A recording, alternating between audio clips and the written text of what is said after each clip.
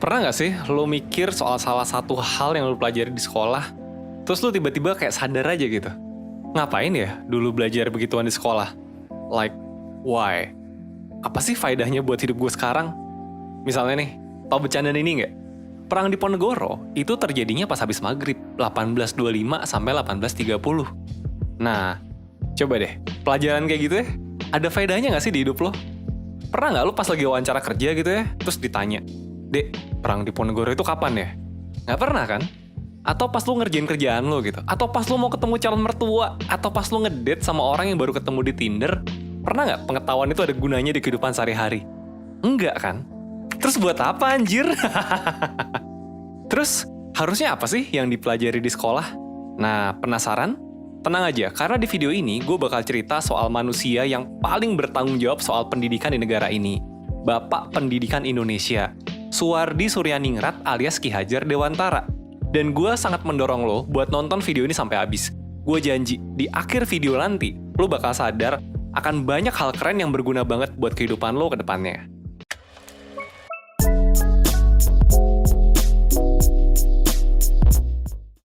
Oke, seperti biasa, sebelum kita masuk ke filosofinya, kita bahas dikit deh soal orangnya. Pertama-tama, gue mau menyampaikan dulu bahwa zaman gue sekolah dulu, gue tuh punya persepsi bahwa Ki Hajar Dewantara itu adalah seorang aki-aki Jawa yang kerjanya belajar ilmu budi pekerti luhur dari nenek moyangnya lalu dijadiin dasar pendidikan. Ya gimana enggak? Nama depannya Ki gitu kan? Terus dia terkenal dengan 3 kalimat bahasa Jawa halus yang selalu disebut sebagai semboyan pendidikan Indonesia.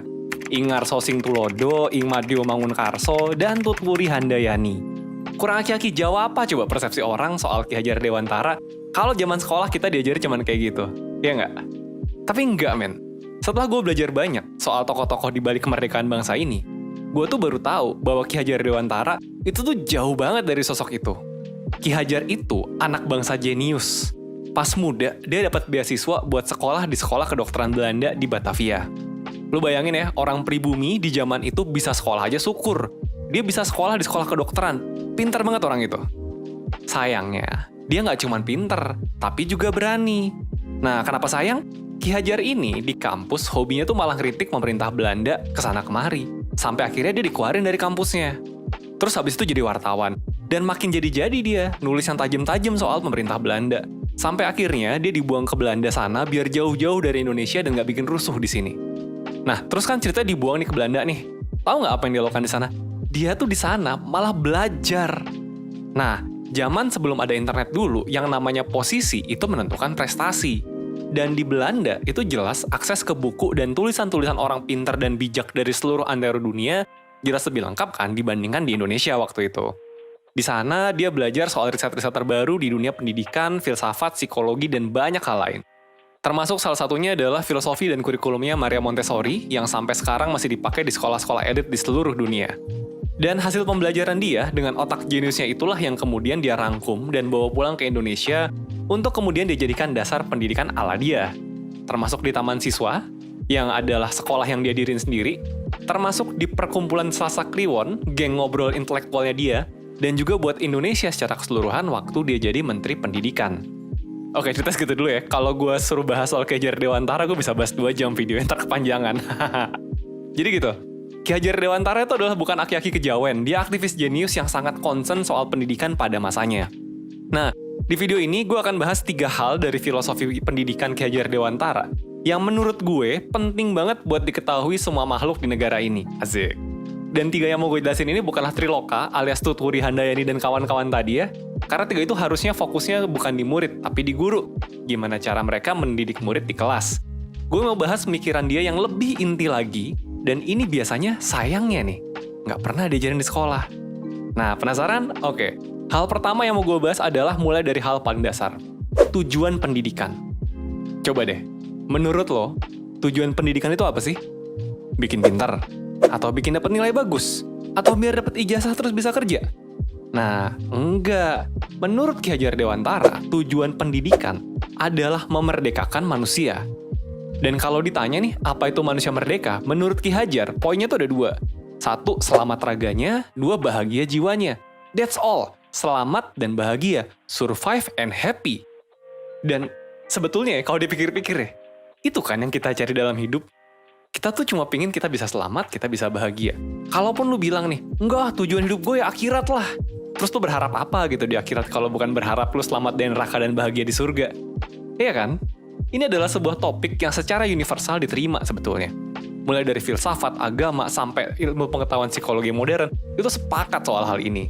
Bahwa kita itu nyarinya yaitu keselamatan dan kebahagiaan. Sekarang coba deh, lihat sekitar kita gitu. Kira-kira kebanyakan orang di sekitar kita tahu nggak ya gimana caranya supaya hidupnya bisa selamat dan bahagia? Kayaknya enggak ya. Kenapa coba pada nggak tahu? Ada nggak yang ngajarin? Sekolah ngajarin nggak? Nah, kalau sekolah aja nggak ngajarin, tahu dari mana coba? Padahal, menurut Ki Hajar Dewantara, pendidikan itu ya harusnya memerdekakan manusia, menghasilkan manusia yang selamat dan bahagia. Apakah mengetahui kapan terjadinya perang di Ponegoro itu ngebantu lo buat selamat dan bahagia? Atau apakah tahu cara melakukan integral trigonometri itu bisa ngebantu lo buat selamat dan bahagia? Dan itu adalah alasan utama 1% ada kan? Kita tuh pengen bantuin orang Indonesia buat bisa hidup seutuhnya. Dengan cara apa? Ya dengan cara mengajarkan hal-hal penting yang tidak diajarin di sekolah. Terutama ya ini nih, gimana caranya orang bisa selamat dan bahagia. Nah, kita lanjut dulu ya ke poin berikutnya ya. Poin kedua, Ki Hajar percaya bahwa pendidikan tuh punya 3 peran penting. Yang pertama, memajukan dan menjaga diri. Yang kedua, memelihara dan menjaga bangsa. Yang ketiga, memelihara dan menjaga dunia. Ki Hajar menyebut ini sebagai filosofi Trirahayu. Dia percaya bahwa semua itu terhubung, dan semuanya berkontribusi pada kepentingan yang lebih besar. Atau bahasa kerennya, everything is connected, man. Asik.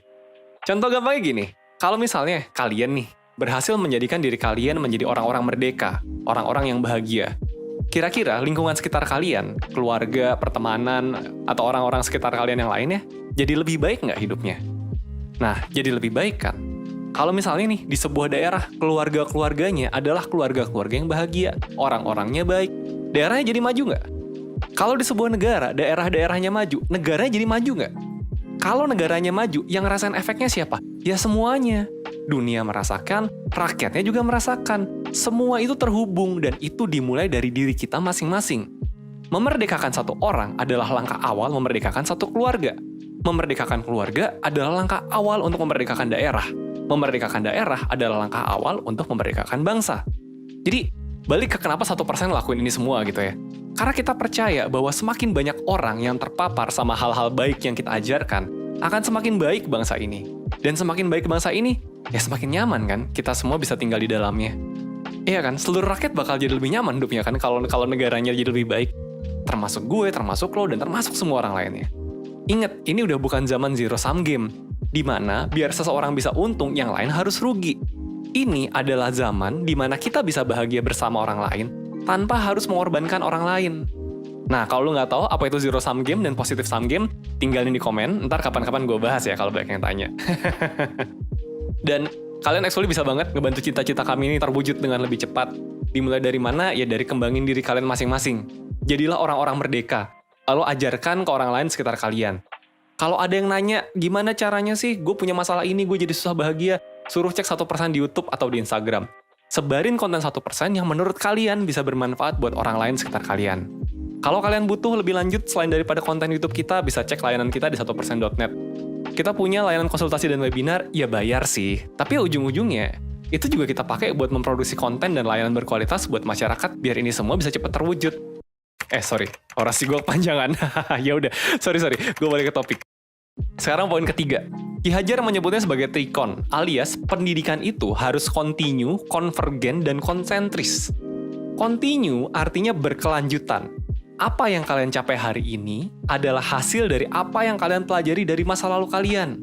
Sejak lahir sampai kemarin. Dan besok nih, hari ini akan menjadi masa lalu udah buat kalian kan? Belajar itu terus-menerus panjang hidup. Selalu ada cara lain buat menjadi lebih baik daripada hari ini. Nggak perlu banyak-banyak kok.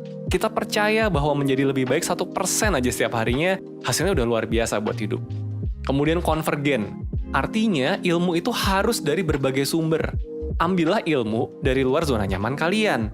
Karena kalau di situ-situ aja, ya kalian jadinya stagnan. Tambah terus pengetahuan kalian. Ki Hajar sendiri memodelkan pendidikannya banyak mengambil konsep-konsep ahli pendidikan luar gitu. Kayak Montessori, Froebel, atau Rabindranath Tagore. Nah, Tapi nih, meskipun dia juga mendorong kita buat belajar dari luar, ada prinsip terakhir yaitu konsentris. Belajar dari luar tuh boleh, harus malah. Tapi jangan lupa, disesuaikan juga dengan identitas dan konteks yang ada di hidup kita masing-masing. Ki Hajar sendiri nih, meskipun udah banyak ambil dari luar ya, terus habis itu bisa bikin filosofi keren gitu, oh kita harusnya gini-gini segala macem gitu. Tapi kan waktu itu kita masih dijajah, awal-awal merdeka juga negaranya masih ambyar. Nah, prakteknya disesuaikan sama konteks Indonesia di zaman itu. Contohnya nih, kayak misalkan, dia menggunakan istilah memerdekakan manusia gitu, buat membungkus konsep soal kebahagiaan. Kenapa sih dia pakai kata memerdekakan manusia? Ya karena itulah kebutuhan orang Indonesia saat itu. Merdeka aja dulu gitu. Termasuk juga nih semua konsep keren ini, kan nggak bisa langsung diimplementasiin ya di Indonesia yang masih ambyar saat itu. Karena emang belum siap aja waktu itu kan buat bahas hal-hal filosofis kayak gini di sekolah. Nah, masalahnya nih, sudah 1 abad berlalu, sekarang sudah zaman internet. Tapi kok ya belum terlaksana juga gitu di zaman sekarang, tanya kenapa? By the way, gue tuh bukan bilang bahwa belajar teori termodinamika itu nggak penting ya. Tapi ada hal yang lebih penting dan esensial buat hidup kita sebagai manusia, tapi nggak dibahas di sekolah. Oke, sorry banget gue harus cut di sini karena video udah kepanjangan. Jadi pesan gue ingat ada 3 ya. Pertama, jangan lupa belajar caranya bahagia. Yang kedua, ketika kita ngembangin diri kita, lingkungan sekitar kita juga akan membaik. Dan itu akan membuat hidup kita jadi lebih baik lagi. Yang ketiga, belajarlah terus seumur hidup, ambillah dari berbagai sumber, tapi sesuaikan dengan konteks kehidupan kita.